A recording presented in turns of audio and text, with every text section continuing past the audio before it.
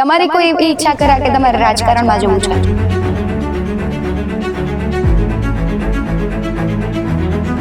એ અમને નહોતા દીકરીઓ દેતા, અમારે આ લાઈનો લાગે છોકરાઓ માટે. હું અભ્યાસ કરતો હતો ને એમાં કુવામાં પાણી છે એટલે અડધું 10મું છોડી પૂરું નાખી અને ખેતી માંડ્યા કરતા, અને ખેતી કરતા કરતા દુષ્કાળ પડ્યો એટલે રાજકોટ આવ્યો. આજે પણ હું મારા ગામડાની મારી સાથે નાતા હતા કુવામાં, ઝાડવે ચડતા હતા, એ બધા સાથે મિત્રતા છે. જે પેકેટ હોય એમાં લોકો એવું કહેતા હોય કે હવા વધારે હોય ને વેફર ઓછું, એવું કેમ? બાલાજી નામ કેવી રીતના નક્કી કર્યું કે બાલાજી રાખવું છે? ખાસ અત્યારે જ્યારે ઝાલમુરી બાલાજીએ લોન્ચ કરીને ત્યારે લોકો એવું કહેતા હતા કે ચંદુભાઈએ મોકે પે ચોકા મારી દીધા.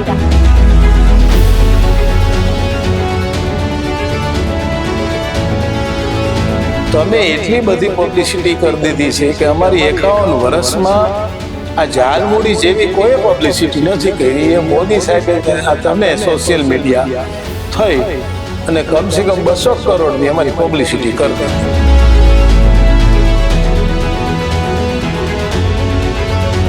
બાલાજીની જે સફળતા છે એનો શ્રેય તમે નસીબને, મહેનતને કે પરિવારને કોને આપશો?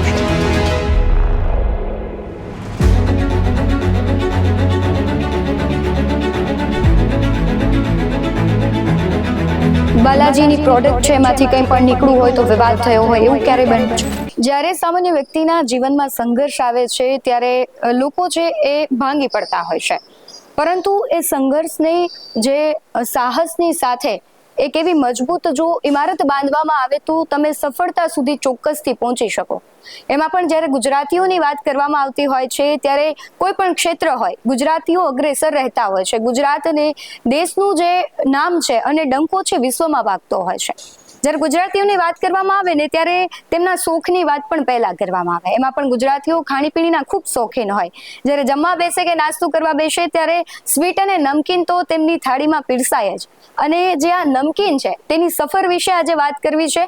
નમસ્કાર, BS9 TV ન્યૂઝમાં આપની સાથે હું છું ભગવતી વિશાવડિયા. જ્યારે નમકીનની વાત હોય અને સાહસ, સંઘર્ષ અને સફળતાની વાત હોય ત્યારે તેમના પર્યાય તરીકે બાલાજી વેફરના જે ફાઉન્ડર છે ચંદુભાઈ વિરાણીને ચોક્કસથી યાદ કરી શકાય. અને આજના પોડકાસ્ટમાં આપણે વાત પણ બાલાજી વેફર્સ છે તેમના ફાઉન્ડર ચંદુભાઈ વિરાણી સાથે કરવી છે. ચંદુભાઈ, BS9 TV ન્યૂઝમાં આપનું ખૂબ સ્વાગત છે. Thank you. આપના વિશે ઘણી બધી વાતો તો સાંભળી છે.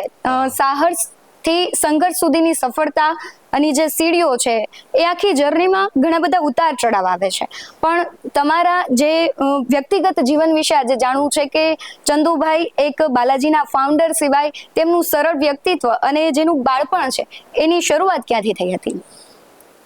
અમારું બાળપણ એટલે ગામડું. ગામડું એટલે નેચરલ. ક્યાંય જવાનું, ચાલીને જવાનું, બળદગાડીમાં જવાનું, અને જે ખેતરમાં થાય ખાવાનું. એટલે એ નેચરલ, કોઈ અપેક્ષા નહીં. અને ગામડું એટલે કોઈ પૈસા માલ બને વેચીને પૈસા લેવા, શાકભાજી કે દૂધ દહીં એવું કઈ નહોતું. 50-51 વર્ષ પહેલા ઓલ ઇન્ડિયાના ગામડા એટલે શું? નહોતા કોઈને પાવર કે નહોતી કોઈની અપેક્ષા. એવું સિમ્પલ જીવન. એટલે સિમ્પલ જીવન જેનું હોય ને એ માણસ શરીરથી, માનસિકતાથી મજબૂત થઈ જાય. એને અપેક્ષાની જરૂર ના પડે. એટલે અપેક્ષા ન હોય એ માણસ કર્મ કરતો રહીએ અને ફળની આશા ન રાખે, એટલે એને સ્થિરતા આવે. સ્થિરતા આવે એટલે બધું સમજાય છે. એટલે અમે ગામડાની વ્યક્તિ, અને અમને જે મુસીબત આવી એમાંથી અમે કાંઈક રસ્તા ગોઈતા અને રસ્તા બનાવ્યા. મુસીબત વગર, નિષ્ફળતા વગર નું જીવન અધૂરું છે. આ જીવનના પાઠ ગણ્યા અમે. નિષ્ફળતા, સફળતા જે પણ આવે એ પાઠથી અમારી મજબૂતાઈ બનતી ગઈ અને ત્યાંથી અમારી સફળતાની શરૂઆત થતી ગઈ. એટલે સિમ્પલ ગામડામાંથી બનેલી વ્યક્તિને અપેક્ષા ના હોય એવું જીવન. અમે સ્કૂલે જવાના બદલે નદીઓમાં નહાતા, કૂવામાં નહાતા, એટલે એકદમ આવું નેચરલતાને કારણે એક માનસિક મજબૂતાઈ બની ગઈ. એવું સરળ જીવન જીવેલા અમે, એટલે અપેક્ષા વગરના અમે જીવતર જીવવા વાળા ખરા. ચંદુભાઈ, તમે કેટલો અભ્યાસ કર્યો છે ને અભ્યાસ બાદ આ બાલાજીની શરૂઆતનો તબક્કો કેવો હતો? હું અભ્યાસ કરતો હતો ને એમાં કૂવામાં પાણી થયું, એટલે અડધું 10મું છોડી પૂરું ના કર્યું. બરાબર. અને ખેતી માંડ્યા કરવા, અને ખેતી કરતા કરતા દુષ્કાળ પડ્યો એટલે રાજકોટ આવ્યા. બરાબર. એટલે બહુ ખાસ અમે એમ કહી કે અમે ભણતર નહીં, અમારી પાસે ગણતર ખરું. બાલાજીની શરૂઆત કરવાનો વિચાર કેવો આવ્યો હતો? ને એક એસ્ટોન સિનેમાથી તમે શરૂઆત કરી હતી કે ત્યાં કેન્ટીન હતું, એ તબક્કો કેવો હતો? ત્યારે કેવો સંઘર્ષ કરતા તમે? અમે જીવનમાં ક્યારેય ગરીબ નહોતા માનસિક, અમે ક્યારે માનસિક દુઃખી નહોતા. અમે જે સ્થિતિ આવે ને એ સ્વીકારીને ચાલતા હતા. દુષ્કાળ પડ્યો એટલે માઇગ્રેટ થયા. એવા મેં એસ્ટોન સિનેમાનું ઉદ્ઘાટન થયું. મને 90 રૂપિયામાં નોકરી, મોટા ભાઈને 150 રૂપિયા. ક્યારે અમે પગાર વધારી દીધો એવું નથી કીધું. 24 કલાક કામ કરતા હોય તોય પણ નહીં. એ કામને કારણે કેન્ટીન અમને મળી ગઈ કોન્ટ્રાક્ટ ઉપર. એ અમારી મોટી સફળતા કહેવાય ને. અને અમને નાની નાની સફળતા મળતી ગઈ અને અમારું માનસિક બ્રોડ બનતું ગયું મોટું. નિષ્ફળતામાં પણ અમે સફળતા મેળવી છે. અત્યારના ખાસ યુવાનો છે ને એ શોર્ટકટ સફળતાની ગોતતા હોય છે કે મોટા રિસ્ક લઈ લેતા હોય છે ને જલ્દી સફળતા કેમ મળે એવા પ્રયાસો કરતા હોય છે. તમારી જે આખી જર્ની છે એમાં તમે જુઓ કે ઘણા બધા ઉતાર ચઢાવ આવ્યા હશે, તમે ધીરજ ધરી હશે, તો આવા યુવાનો માટે તમે શું કહેવા માંગશો? પહેલા તો આપણે સીધા પૈસા કમાવાની ગોલ ના રખાય. પૈસા કમાવા હોય તો તમારે કાંઈક એક્સપિરિયન્સ કરવો પડે. એક્સપિરિયન્સ કેવી રીતે મળે? સ્થિરતાને કારણે મળે. તો તમારામાં સ્થિરતા હોવી જરૂરી છે. સ્થિરતાથી સમજણ આવે છે. બુદ્ધિ ને બુદ્ધિ વગરની વ્યક્તિ કોઈ હોતી જ નથી. બુદ્ધિ, વધારે બુદ્ધિ તમે મગજમાં તમારે ચડી ગઈ તો તમે ભટકા રાખો. તમે માનો કે આપણે જાજુ નહીં કરી શકીએ તો પેશન આવે, તો પેશનથી સમજ આવે છે. તો એ સ્થિરતા તમારામાં હોવી જરૂરી છે. તમે જ્યારે બાલાજીની સફરની શરૂઆત કરી હતી તો બાલાજી નામ કેવી રીતના નક્કી કર્યું કે બાલાજી રાખવું છે? એટલે અમે આમ જનરલી અહીંયા રાખી દો. બાલાજી ને લગભગ બધા લોકો માનતા હોય છે, એવું ના હોય. બાલાજી એટલે બાળ હનુમાન. હનુમાનજીને અમારા ગામડે મારા મધર ફાધર માનતા હતા, અહીંયા આવીને અમે માનતા હતા. પછી અમારા મકાન ઉપર યુનિટી હતું લખેલું, તો યુનિટી રાખવું કે બાલાજી, એમ કરીને સર્વાનુમતે બાલાજી નામ રાખી દીધું. પછી બાલાજી રાખ્યા પછી ખબર પડી કે આ તો આકરાદેવ છે. આકરાદેવને કારણે આપણે મનુષ્ય બનવામાં આપણે મનુષ્યની રેડ રેખા ટપવા જાય તો ગદા મારીને સપનામાં આવે કે ભાઈ માણા થાજે, એટલે માણા થયા એટલે બીજો માણા જોડાણો. અને બાલાજી હનુમાન એટલે સીતારામના સેવક હતા. આખે માનવ જાતને કષ્ટ દૂર કરનારી વ્યક્તિ. એટલે કોઈ રાજા મહારાજા નહોતા, તો હું તો કોણ? સેવકનો સેવક. બરાબર. એટલે આજે પણ અમે સેવક બનીને રહ્યા. એટલે એક નાના માણસથી અમે જોઈન્ટ રહ્યા. તો નાના માણસમાં કલા શક્તિ ભરી હોય છે. તો એ નાના માણસ અમારા પર વિશ્વાસ કર્યો, એને માલ આપ્યો, એને માલ પ્રોસેસ કર્યો અને માલ વેચ્યો. એ બાલાજી ને કારણે એને એ ટાઈમે વાનર સેના બનાવી હતી. હું એનો ચેલો થઈને અમે બધા ભેગા થઈને ફેમિલીના બેઝ ઉપર એક માનવ સેના બનાવી. તો એ અમને બાલાજી હનુમાનજીની એ અપાર શક્તિ મળી, એક માનસિકતા મળી, અને એને કારણે માનવ શક્તિનું એક મોટું વિશ્વાસપાત્ર બ્રાન્ડ બની ગઈ. બાલાજીની જે સામાન્ય શરૂઆત હતી કે વેફરથી મેન્યુફેક્ચરિંગની શરૂઆત કરી હતી, અત્યારે દેશ વિદેશમાં બધે જ બાલાજીની પ્રોડક્ટ પહોંચે છે. એ આખી જે કડીઓ છે કઈ રીતે કામ કરે છે? બાલાજી એટલે કોઈને ટાર્ગેટ નથી આપતું, કોઈને લાલચ નથી આપતું 5% એક્સ્ટ્રા નામ નથી. બાલાજી એટલે એક માનવ બનાવવાની ફેક્ટરી. બાલાજી એટલે એક વર્કર રાખે તો એનો ઈરાદો જોવે. બાલાજી એક ડીલર બનાવે તો એનો ઈરાદો જોવે. બાલાજી એમ કરતા કરતા એક વિશ્વાસપાત્ર એક વ્યક્તિ અમે બન્યા અને અમારી સાથે માનવ જાત જોડાણી, એટલે એક માનવની સંગઠનની શક્તિ બની ગઈ. એને કારણે આજે બાલાજી બની ગયું. એટલે બાલાજી કોઈ આમ જોઈ તો ગામડાની વ્યક્તિને કારણે કોઈ એક બિઝનેસ જેવું નહીં કે ભાઈ તારે આટલું વેચવું જ પડશે, તારે આટલું કામ કરવું જ પડશે. કોઈને જબરજસ્તી નહીં, એની ઈચ્છાથી કામ કરતો હોય તો પણ એને 8 કલાકની ઉપર 1 કલાક થાય તો પણ એને આપણે વળતર આપવું પડે. કારણ કે મેં પણ નોકરી કરી છે. નોકરી કરવામાં કેટલી તકલીફો હોય એ અમારા વર્કરને, એ અમારા સપ્લાયરને, એ ડીલરને ના પડવી જોઈએ. એવી એક માનવતાના આધારે એક અનેક કડીઓ બની સાંભળવાની, વિશ્વાસપાત્ર. એક અમારા નાનામાં નાના વર્કરને અત્યારે તમે જેને પૂછી શકો તો એ એમ કહે કે અમારા સુપરવાઇઝર કે અમારા હેડ કે અમારા HR મેનેજર કે જનરલ મેનેજર અમારું સાંભળે કે ના સાંભળે, અમને વિશ્વાસ છે કે અમારા જે ચંદુભાઈ છે ને, અમારા એ કાકા બાપા જે કહે, અમને માલિક ના કહે, અમને શેઠ ના કહે. તો એ અનેક કડીઓથી જોડાયેલી વિશ્વાસપાત્ર માનવ શક્તિ છે. એવી અનેક કડીઓ હોય છે. એક સ્ટોન થી પાર બનતી હોય છે, એક બૂંદ બૂંદથી સાગર બનતો હોય છે. એક નાનામાં નાના વ્યક્તિને કારણે બાલાજી આગળ વધતું હોય છે.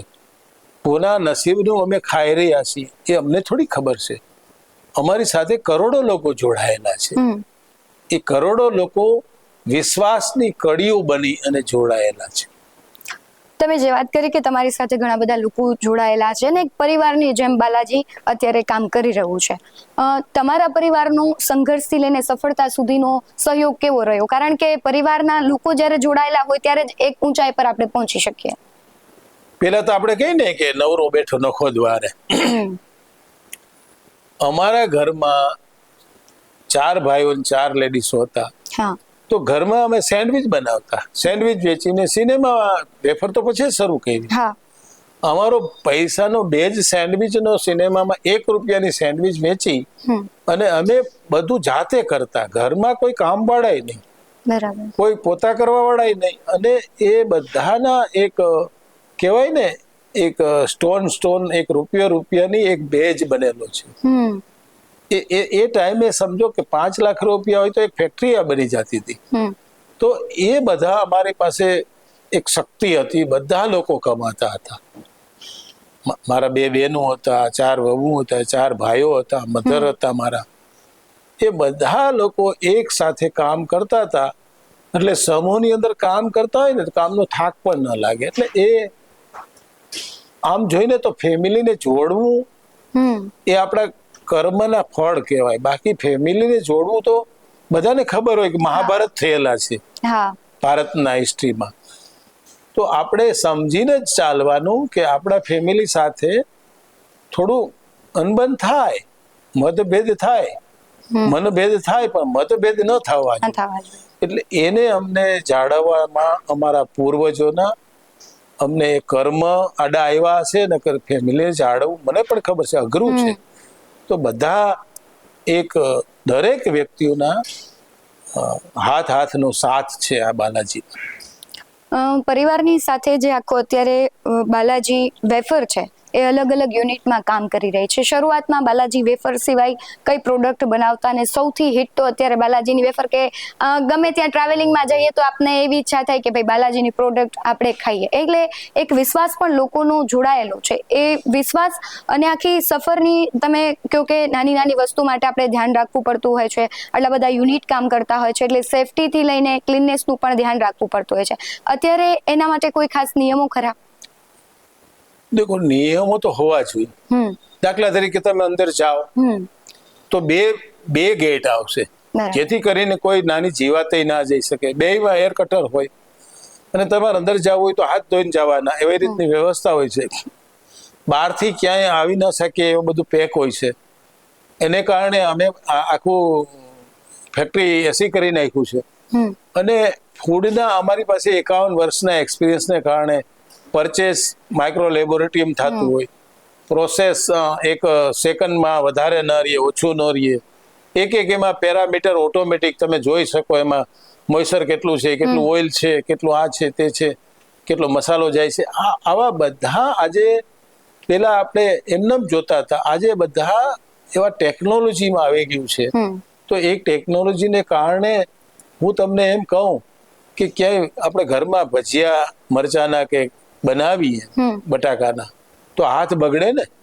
એ અમારા તમે ગમે આ વિડીયો જોઈ લેજો તો એમાં અનટચિંગ ભજીયા બને છે. હા, તો એ બધું હાઇજેનિક કર્યું. એ પણ આજે હું એમ કહું વેફર તો ફોરેનમાં બનતી હતી, પણ આજે ગાંઠિયા ને આ ભજીયા ને ચવાણા એ પણ અમે ફોરેનની મશીનરીમાં એકદમ હાઇજેનિક બનાવ્યા, અનટચ બનાવ્યા. એટલે અમે આટલા વર્ષોમાં સમયની સાથે ચાલતા રહ્યા છીએ. સમયની સાથે ચાલવું એટલે આપણી નવી જનરેશનને જવાબદારી સોંપવાનું એક મેનેજમેન્ટ રાખવું જોઈએ. એને થોડી થોડી જવાબદારી આપવી જોઈએ. 2-4 ભૂલો કરે તો એને જાતે અફસોસ થાય એવું વાતાવરણ બનાવવું છે. બરાબર. ખાસ અત્યારે જ્યારે ઝાલમુરી બાલાજીએ લોન્ચ કરીને ત્યારે લોકો એવું કહેતા હતા કે ચંદુભાઈએ મોકે પે ચોકા મારી દીધા. તેના વિશે શું માનવું છે? જો હું એમ કહું કે મોદીજી પણ ગુજરાતી છે. હા, પેલા આપણા મુખ્યમંત્રી હતા અને આપણે બીજા રાજ્યમાં જાય તો એમ કહેતા કે તમે ગુજરાત મોદીના રાજ્યમાંથી આવ્યા છો. આજે આપણા વડાપ્રધાન છે તો બીજા દેશમાં જઈએ તો એમ કહે છે કે તમે મોદીના દેશમાંથી આવ્યા છો.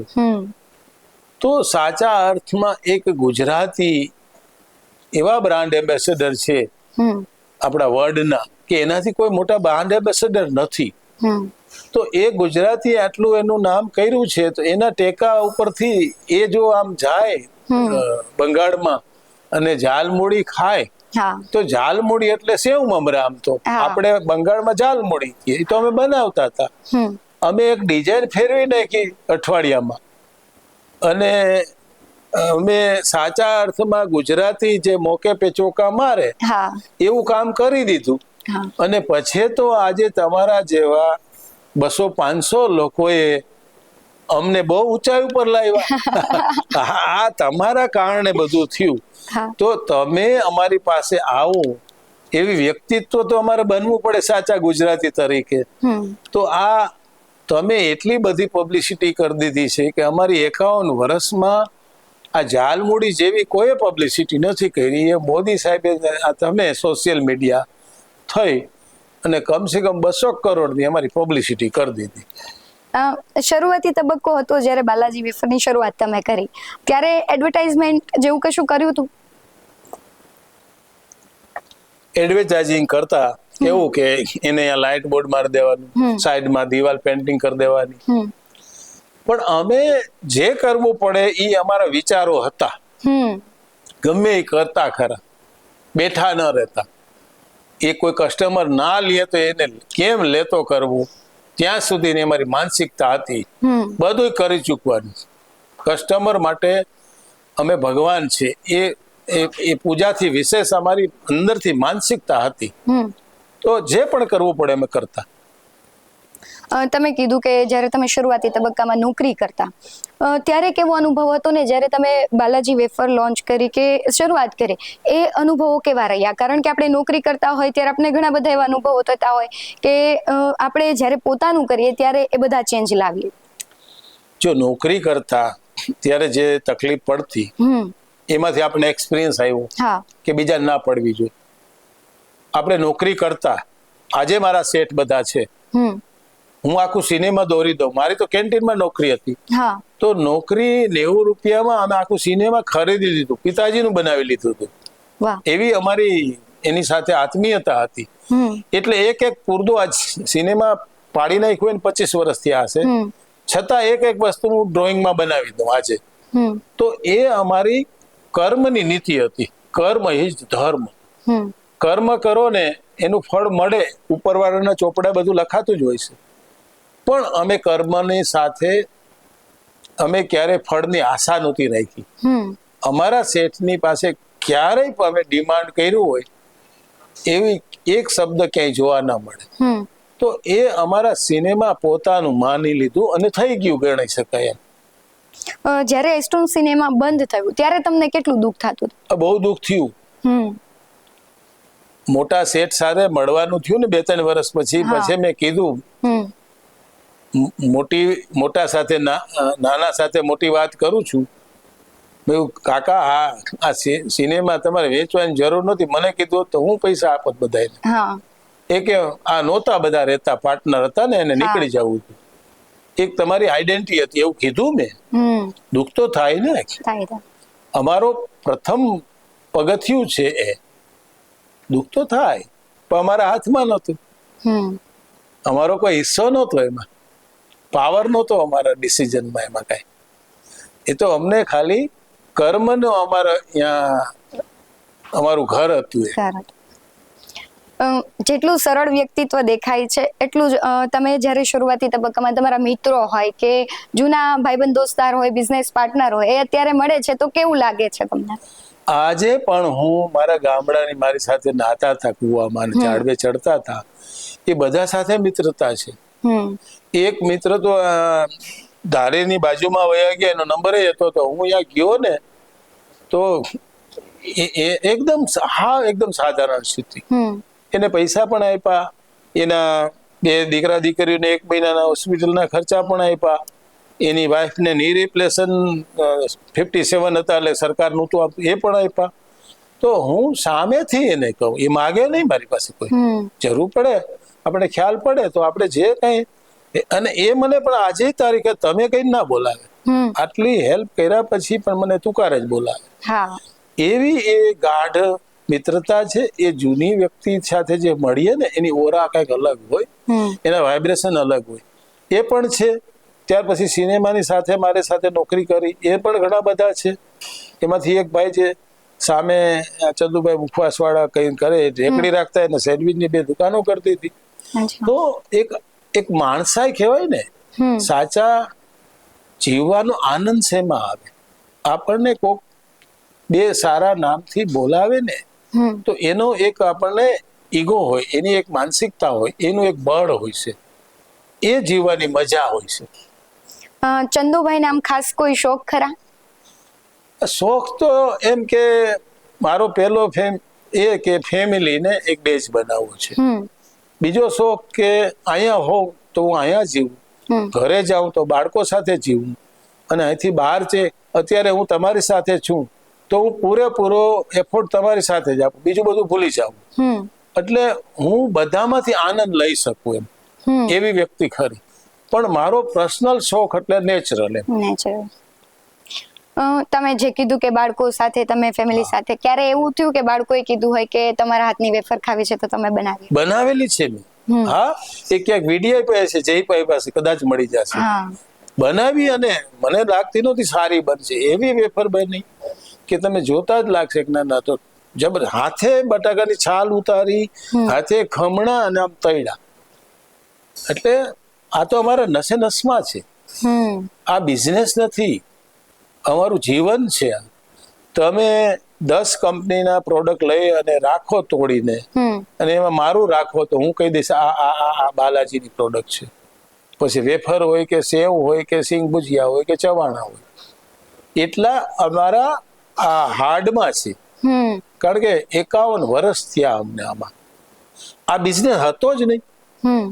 અમને ફેરિયા કહેતા, અમને કંદોય કહેતા, હલવાઈ કહેતા. એને બનાવ્યું અમે, સમજી ગયા? આવો હલવાઈ નથી અમે તમને બતાવીએ એમ. અમારે ઉતાવળ નથી, પણ તમને કઈક કરી બતાવવું છે. એ અમને નહોતા દીકરીઓ દેતા, અમારે આજ લાઈનું લાગે છે છોકરાઓ માટે. તમે જેમ કીધું કે ફેરિયા કહેતા, અને અત્યારે તમે કંઈક અલગ દુનિયામાં છો, સફળતા તમે મેળવી લીધી છે. તમે જ્યારે એવા ફેરિયાઓને જો અથવા બાલાજીની પ્રોડક્ટ કોઈ સામાન્ય વ્યક્તિના હાથમાં જો ત્યારે તમને કેવું લાગે? નહીં, મને તો બહુ સારું લાગે. અમારે રાજકોટમાં ફેરિયા હતા ને, હા એ મને મળતા, હમણાં નથી આવતા, સમજી ગયા? અચ્છા. એને બધાને વ્યવસ્થા કરી દઉં. હા એ આ લોકોને ત્યાં એને કે અહીંયા વેફર પહોંચાડી દો, તમારે અહીંયા લેવા ના આવવા જોઈએ, એને બધી વ્યવસ્થા કરી દીધું. મને મળવા આવતા અહીં સુધી, આ નવી ફેક્ટરીમાં આવેલા છે, ડાયરેક્ટ મળવા આવે. અને પ્રોબ્લેમ હોય ને, મેં તમને પેલા જ વાત કરી ને, એક નાના માણસોથી અમે, તમે જો કમલ કીચડ में ખીલતા હૈ, એમ નાની વ્યક્તિ પાસે તમે કોઈ ફિલ્મના ડાયરેક્ટર હોય ને, એની ઓલ્ડ સ્ટાફમાં જોજો, કલાની જે ખીલવાની જે શક્તિ કેની પાસે હશે, નાના વ્યક્તિ પાસે જશે. તો એ બધું એમાં પડેલું છે. એ હું ઓળખી ગયો, એને જાગૃત કર્યું, એનો સપોર્ટ મળ્યો, એને પણ પ્લેટફોર્મ મળ્યું, એને વિશ્વાસ મળ્યો કે અહીંયા આપણને જિંદગીભર કામ મળશે. એને કારણે અમારી સાથે વિશ્વાસથી જોડાઈ રહ્યા, અને એના કામને કારણે આજે બાલાજી બની ગયું. જેવી રીતના તમે બાલાજીની વાત કરી, તો ઘણા બધા રાજ્યોમાં અત્યારે બાલાજીની ફેક્ટરી છે. કેટલા ડીલર્સ છે, એમ્પ્લોયી કેટલા છે, અને ખાસ કરીને મહિલાઓ કેટલી વર્ક કરી રહી છે? 75% મહિલાઓ છે, તમે જોઈ લેજો અંદર જઈ. અને 5 માણસોથી શરૂ થઈ હતી આ કંપની. 5000 થી વધારે માણસો છે. 7 સપ્લાયરથી શરૂ થઈ હતી, 7000 થી વધારે સપ્લાયરો છે.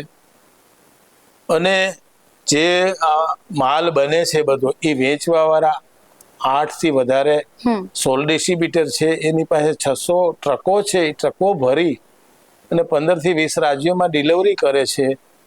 એ કેને ડિલિવરી કરે? 2500 ડીલર છે, એને એ ડિલિવરી કરે છે. અને નાનો ડીલર હોય એની પાસે 5 રિક્ષા હોય, મોટો ડીલર હોય એની પાસે 100 રિક્ષા હોય. એક દુકાને ડિલિવરી કરે છે. એ લગભગ 20 લાખથી વધારે દુકાનો છે. અને આ કોઈને જબરજસ્તી નહીં કે તારે આટલું વેચવું જ પડશે, તારે આટલો માલ બનાવવો જ પડશે. એ બધા 20-25 ડિપાર્ટમેન્ટ છે, એના લીડર છે, એ પોતાના એક ઇન્સાનિયતના આધારે એની જવાબદારી પૂર્વક બધા કામ કરે છે. એટલે આજે નંબર 1 ગ્રોથ ઉપર બાલાજી ચાલે છે ઓલ ઇન્ડિયામાં. આ કઈ કર્યા વગર. જે સાચા અર્થમાં બિઝનેસમેન કહેવાય કોણ? તો કે ટાર્ગેટ આપે, ત્રાસ આપે. બિઝનેસમેન આને કહેવાય. અમારે આવું કાંઈ કરવાનું નહીં. અમે એક ઇન્સાનિયતના આધારે બિઝનેસ કરીએ છીએ. આજથી 5 વર્ષ પછી તમે બાલાજીને ક્યાં જુઓ છો? જો આજથી 20 વર્ષ પહેલા ક્યાં હતું, 15 વર્ષ પહેલા ક્યાં હતું, 10 વર્ષ પહેલા, 5 વર્ષ પહેલા જે હતું એમ થતું આવ્યું છે, એમ થશે આગળ. એવું હું વાતાવરણ જોઈ રહ્યો છું, એવું મેં કર્યું છે કે અમારી જે નેક્સ્ટ જનરેશન છે, એના પછીની 3rd જનરેશન છે, એને મેં પૂછી લીધું. જનરલી પહેલા આ ધંધાથી દૂર ભાગતા હતા, આજે આ બિઝનેસથી દૂર ભાગતા નથી અમારી 3rd જનરેશન સુધી. તો એ પણ એવું મને લાગે છે કે આ કંપની આસ્તે આસ્તે એ નવી જનરેશનના એવા વિચારો છે કે પ્રોફેશનલ કંપની બનવી જવી જોઈએ. એટલે જ આપણે એક પ્રોફેશનલ કંપનીને 7% જનરલ એટલાન્ટિકને એક સ્ટેક વેચ્યો. બરાબર. એટલે એ લોકો અમુક વર્ષોમાં, 2-3 વર્ષમાં એ તમારા જેવાને પણ પાર્ટનર બનાવશે. પબ્લિક લિમિટેડ કરશું. અને ધીમે ધીમે આ સેબી અને અમારું એક મેનેજમેન્ટ ઓટો મોડમાં વયું જશે. એટલે હું એમ કહું કે ધીમે ધીમે આ ઇન્ડિયામાંથી આજે 25 દેશોમાં અમે એક્સપોર્ટ કરીએ છીએ. તો જ્યાં વધુ સેલ થશે તો ઇન્ડિયાની બહાર પણ આ ફેક્ટરી નાખી શકશે. એવી અમારી નેક્સ્ટ જનરેશન અને એની 25 લોકોની લીડરની ટીમ, એને નીચે 5000 લોકો છે. એ મને એવું લાગે છે કે આ કંપની નેચરલ બની ગઈ છે. એ આગળ ક્યાં પહોંચી શકશે એની કોઈ કલ્પના ના કરી શકાય. એટલે ટૂંકમાં એવું કહી શકીએ કે બાલાજી આઈપીઓ લાવશે? 3-4 વર્ષમાં જ આઈપીઓ આવશે. હા, તમારે જરૂર પડે તો કેજો મને કાંઈ. એક એવો પ્રશ્ન છે કે જે પેકેટ હોય એમાં લોકો એવું કહેતા હોય કે હવા વધારે હોય ને વેફર ઓછી હોય, એવું કેમ? નહીં, હવા એટલે હોય કે બ્રેકેજ ન થાય. હવા નથી, એ નાઇટ્રોજન હવા છે, શુદ્ધ હવા છે, એટલે એ વસ્તુ બગડે નહીં. સમજાણું? લાંબો ટાઈમ સુધી એ સીલબંધ પેકેટ હોય તો 1 વર્ષ સુધી બગડે નહીં. એટલે હવામાં કઈ વજન તો હોતો નથી, પણ છતાં અમારે હવા નથી હોતો, માલ વધારે હોય છે. હા. ચંદુભાઈ ને બાલાજીની સૌથી વધારે કઈ પ્રોડક્ટ છે ટેસ્ટમાં ભાવે છે? જો મારી ટેસ્ટની ભાષા એટલે શું, કારેલાનું શાક ખાવ ને કડવું લાગે, એટલે અમારી પાસે મગદાળ એવી છે કે તમને મગદાળનો ટેસ્ટ આવશે, કારણ કે એમાં વધારાના કોઈ ટેસ્ટ નાખેલા જ નથી. નમક પણ 50% જ નાખ્યું છે, એટલે મને એ ટેસ્ટી લાગે. હું સવારે સૂપ પીવું ને તો એમાં નમક નથી નાખતું, તો મને એ ઓરિજિનલ ટેસ્ટ આવે છે. ટેસ્ટની ભાષા એ છે કે તમે જે વસ્તુ ખાવશો એનો ટેસ્ટ આવવો જોઈએ. એક્ઝામ્પલ કે મરચું ખાવ તો તીખું લાગવું જ જોઈએ. તમે મરચા ખાવા છે, મોરા ખાવા છે, કારેલાનું શાક ખાવું છે ને કડવાશ ના હોવી જોઈએ, તો આ સત્યાનાશ કહેવાય ટેસ્ટનું. ચંદુભાઈ માટે રોલ મોડેલ કોણ છે? કારણ કે દરેક વ્યક્તિ માટે કોઈક ને કોઈક તો એવું હોય જ.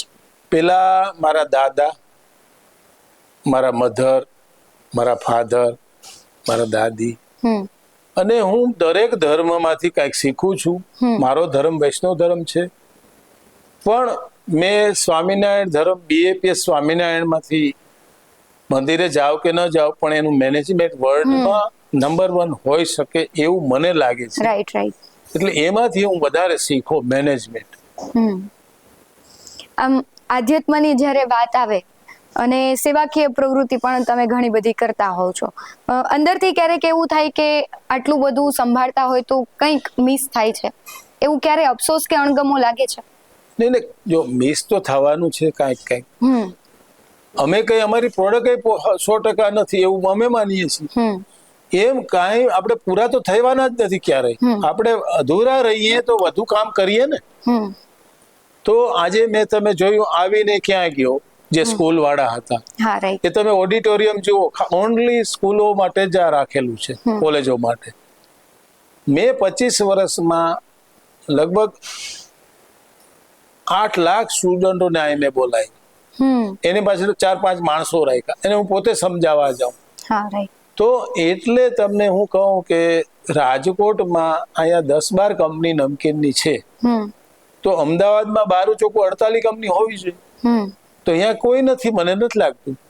તો પ્રેરણા દેવી એ માનવ જાતનો ધર્મ છે, એટલે આજે સમાજે અમને આપ્યું છે, અમને લોકોએ આપ્યું છે, તો તમે થોડુંક રિટર્ન આપો તો એ તમને આપતા રહીએ, એ અમારી ફરજ માનીને અમે કરીએ છીએ. અમે કોઈ દયાધર્મ નથી કરતા. અમે કોઈ વસ્તુ કરીએ તો દયાધર્મ કરતા નથી. કોઈને દાન આપીએ તો કન્ડિશનલી આપતા જ નથી. તો અમારું દાન મેન એજ્યુકેશનમાં હોય, અમારું દાન મેન માણસ બનાવવામાં હોય, એ આપવું જોઈએ. એને આપેલું છે એટલે અમે આપીએ છીએ. જ્યારે કોઈ વ્યક્તિ છે નાનામાંથી ખૂબ મોટું વ્યક્તિત્વ બને ત્યારે એ ક્યાંક ને ક્યાંક રાજકીય રીતે પણ પોતે આગળ આવવાની ઈચ્છા બતાવતા હોય. તમારી કોઈ એવી ઈચ્છા ખરા કે તમારે રાજકારણમાં જવું છે? નહીં, મારે હજી વધારે મોટું માણસાઈ બનવું છે, એવી ગોલ હોય મારે. હું મોટો જ હતો પહેલેથી. મારે પૈસાથી કોઈ દી કમાવાની જો મેં ઈચ્છા ધરાવી હોત તો એક જ બિઝનેસ ના કરું, સમજી એવા તમને કોઈ નહીં મળે. એક જ બિઝનેસ, તો આમાંથી હજી ઉમાં કમાઈ લઉં એવું કઈ કર્યું જ નહીં. મારે કોઈ દી હું પૈસા પાછળ ગયો જ નથી, ક્યારેય નહીં. મેં તો નારાયણ કર્યું અને લક્ષ્મી નિવેડાએ આવી બાય પ્રોડક્ટ તરીકે.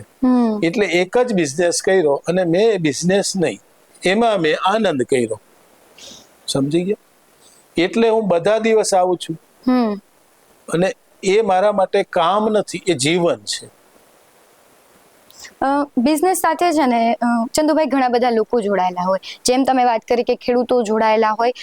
અત્યારે પરિસ્થિતિ એવી જ છે કે ખેડૂતો ખૂબ સંઘર્ષ કરી રહ્યા છે, અને બીજી વાત એ કે એના ભાવ છે, તમે કીધું કે ખેડૂતો નક્કી કરે છે. તો તમે પણ એક ખેડૂત પરિવારમાંથી આવો છો. વર્તમાન ખેડૂતની પરિસ્થિતિ અને પહેલાની પરિસ્થિતિમાં તમને શું ભેદ લાગે છે? નહીં, ઘણો ફરક પડ્યો છે.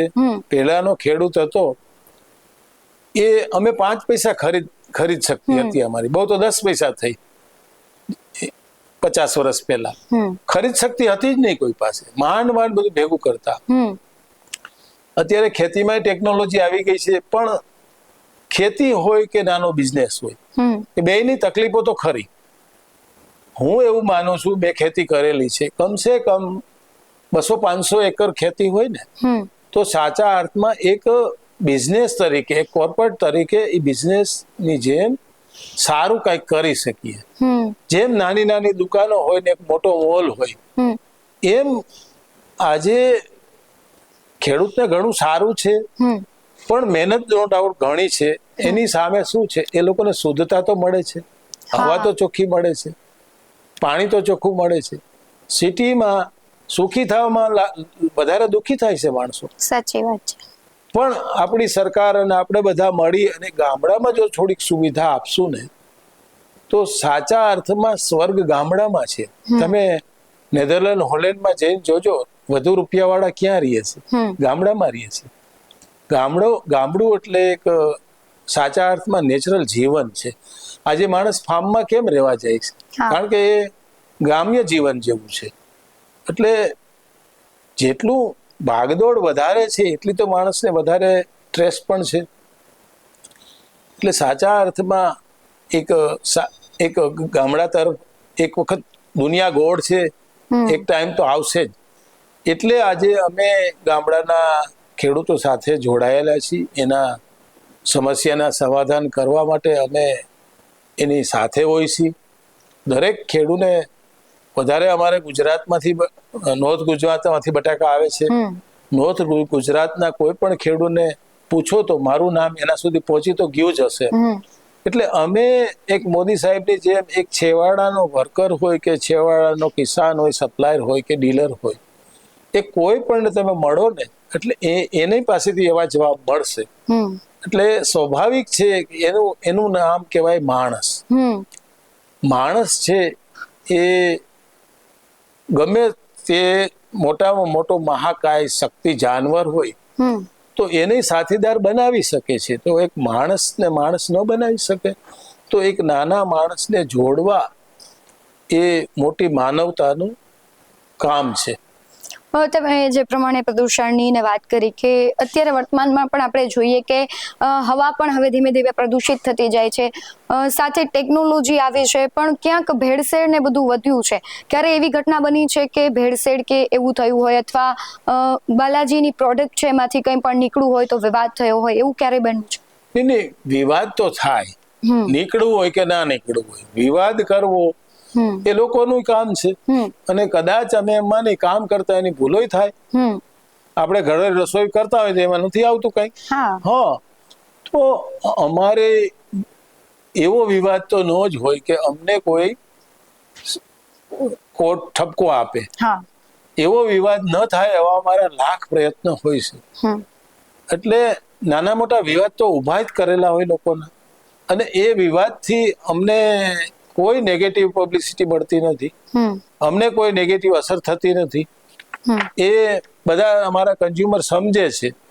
એટલે અમે બહુ એનામાં બહુ પડતા નથી. એ એનું કામ કરે છે, અમે અમારું કામ કરીએ છીએ.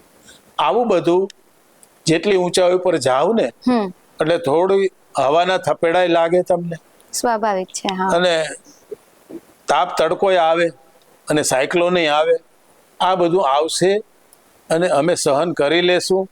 એવી શક્તિ આપશે ભગવાન, એવી અમે પ્રાર્થના કરતા રહેશું. ચંદુભાઈ, અત્યારે એઆઈ અને ટેકનોલોજીનો જમાનો આવી ગયો છે, એટલે બાલાજી એમાં કઈ રીતે કામ કરી રહ્યું છે? કારણ કે હવે ધીમે ધીમે માનવ બળ છે એ પણ ઘટી રહ્યું છે. અમે હંમેશા અમારી સફળતા એટલે થઈ છે કે સમયની સાથે દરેક જગ્યાએ ચાલ્યા છે. ટેકનોલોજી, મશીનરી હોય કે સેલના જે પણ ડેટા પ્રોગ્રામિંગ હોય એ દરેક રીતે અમે અમારા સ્ટાફને પણ સમયની સાથે જે કાંઈ દેવાનું હોય એ દેતા રહી છીએ, એને જે કાંઈ સેટિસ્ફાય કરતા રહી છીએ અને ટેકનોલોજીની સાથે અમે ચાલતા રહી છીએ અને ચાલતા રહીશું. ટૂંકમાં કેવું હોય કે બાલાજીની જે સફળતા છે એનું શ્રેય તમે નસીબને, મહેનતને કે પરિવારને કોને આપશો? નસીબ બધાના હોય છે, હું તો નસીબને આપતો જ નથી. નસીબ બધામાં હોય જ છે, પણ એ નસીબ હાથમાં આવવાનું હતું એને એટલે એના નસીબમાં નહોતું એટલે એના માનસિક ચેન્જ થઈ ગયું. કર્મ કરો ને એટલે ફળ મળે, પણ એક યાદ રાખવું પડે, તમે ટમેટી વાવો તો એમાં ગમે એવા નસીબ હોય તો કેરી તો નથી જ આવવાની. તો તમારા નસીબ એવા હતા એટલે તમે ટમેટું વાવ્યું. એટલે આપણે નસીબને ચેન્જ કરી શકીએ છીએ. આપણે ફોકસ રાખીએ, આપણે એ તારને મૂકીએ અને ગમે એમ કરી સૂર કાઢવો જ છે આપણે, તો એ નસીબ નીકળી જશે ને સૂર નીકળી જશે અને સફળતા આવી જશે. સફળતા તમે કોને માનો છો? એક જ શબ્દમાં કેવું હોય તો? સફળતા એટલે બીજો માણસ તમારા પર વિશ્વાસ કરે, એ સફળતા એક શબ્દમાં. અને આજના યુવાનો ખાસ કરીને ચંદુભાઈ જુઓ કે નાની નાની વાતમાં આપઘાતને કરતા હોય, કંઈક બિઝનેસ કર્યો અને જો એમાં ખોટ આવે છે તો પણ તે આપઘાત કરે, તો આવા યુવાનોને તમે શું સંદેશો આપવા માંગશો? એને એ કે તમે નાની નાની બાબતમાં સ્ટ્રેસ લ્યો છો મગજને, અને સ્ટ્રેસને વધારવા માટે વ્યસન કરો છો. કોઈ વ્યસન સ્ટ્રેસ ઓછું નથી કરતું, એ બીજી મોટું દુઃખ ઊભું કરી દે છે, એટલે આ નાનું દુઃખ વયું જાય છે, એટલે આપણે ટેન્શન વયું. પણ તમે સ્વીકારો, જે આવે અમે એમાં રસ્તા કાઢશું. અમે માણસ છીએ, પાટું મારી અને બે રોટલી પેદા કરશું. પશુ પક્ષી પણ બે રોટલી પેદા કરી લે છે. તમે રોડ ઉપર આવી ગયા છો તો સિંગડારિયા ખાઈને જીવી શકશો, પણ જો તમે ખોટા ટ્રેસ ભેગા કરશો, એક ટ્રેસ મટાડવા બીજું ટ્રેસ કરશો, તો એ તો તમે જાનવર નીતિ થઈ ગઈ. ધીમે ધીમે તમે સુસાઇડ સુધી પહોંચી જશો અને પછી તમે જાનવર બનશો, પછી માણસ નહીં બને. તો તમારે માણસમાંથી જાનવર બનવું હોય તો તમે વધારે ટેસ્ટ લ્યો, બાકી તો તમને બે રોટલી ખાવા જોઈશે. જાજી અપેક્ષા વાળો કામ ના કરો, તમે કેલ્ક્યુલેટેડ રિસ્ક લ્યો કે ભાઈ આટલું હું રોડ ઉપર આવી જઈશ ને મને વાંધો નથી, હું સિંગડારિયા ખાય અને મારી પાસે એટલી હિંમત છે કે હું બે રોટલી પેદા કરી લઈશ. એક નાનો મજૂરી નથી પેદા કરી લેતો, કરી લે છે. આપણી અપેક્ષા જ આપણને ભટકાવી દે છે, સમજી?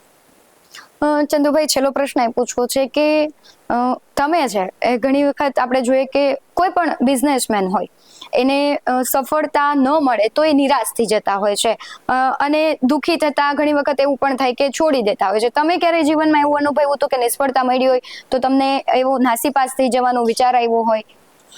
અમને વિચાર આવ્યો, અમે આમાં સફળ નહોતા થયા એટલે ધંધો બંધ કરવો છે. બંધ કરવો હોય તો શું કરવું? બાકી જે છે 10%, 20% ડિસ્કાઉન્ટ કોઈ આપ્યું જ નહીં. કોઈ બાકી ન આપ્યું એટલે આપણે ધંધો બંધ કરવો, બાકી દેવાનું બંધ કરો. બરાબર. ધંધો બંધ કરવો, બાકી દેવાનું બંધ કર્યું એટલે પૈસા આવવા માંડ્યા. એ આપણા નસીબ કહેવાય. આમાંથી જો નસીબ પેદા થયા. જે ધંધો વાઇન્ડ અપ કરવો હોય તો બાકી દેવાનું બંધ કરીએ તો પૈસા નહોતા આવતા એને કારણે બંધ કરવું પડ્યું. પૈસા ઘટતા હતા, અમારે નહોતા જોતા, પણ અમારા રો મટીરિયલોને નહોતા લઈ શકતા હતા. એને કારણે એક નિયમ બનાવ્યો. એમાંથી સમજાણું કે નિયમ ધીમે ધીમે બનાવતા જાય અને સફળતા આવતી ગઈ. Thank you so much Chandubhai, તમે અમારી સાથે જોડાયા. જે પ્રમાણે ચંદુભાઈએ વાત કરી કે સફળતાનું કોઈ શોર્ટકટ નથી હોતું. તમારા નસીબ, મહેનત અને જો પરિવારનો સાથ સહકાર સાથે તમારી માનસિકતા જો પોઝિટિવ હોય તો તમે ગમે ત્યાં પહોંચી શકો છો. તમારું આ પોડકાસ્ટને લઈને શું માનવું છે કમેન્ટમાં જરૂરથી જણાવજો. બાકી આવા જ વધુ અહેવાલો સાથે ફરી મળતા રહીશું. તમે અમારી યુટ્યુબ ચેનલને સબસ્ક્રાઇબ કરવાનું અને ફેસબુક અને ઇન્સ્ટાગ્રામ પર ફોલો કરવાનું ભૂલશો નહીં. બાકી અવનવી અપડેટ્સ મેળવવા માટે આપ જોતા રહો BS9 TV ન્યૂઝ. નમસ્કાર.